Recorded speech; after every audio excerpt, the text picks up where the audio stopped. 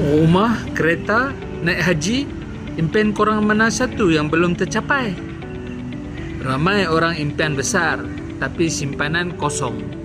Bukan sebab gaji kecil, tapi sebab duit simpan tempat yang tak membesar. Bank bagi faedah 2%, inflasi makan 4%. Korang sebenarnya rugi tiap tahun. Gap Public Gold bagi korang simpan dalam bentuk emas 999. Emas naik nilai seiring inflasi.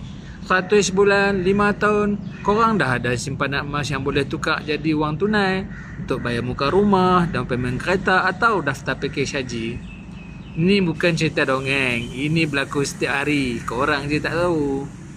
Impian korang tak akan jadi kenyataan kalau korang tak mulakan hari ni. Dah cepat tekan link kat komen. WhatsApp Nora sekarang. Buka akaun percuma. Mulakan langkah pertama korang hari ni juga, okey?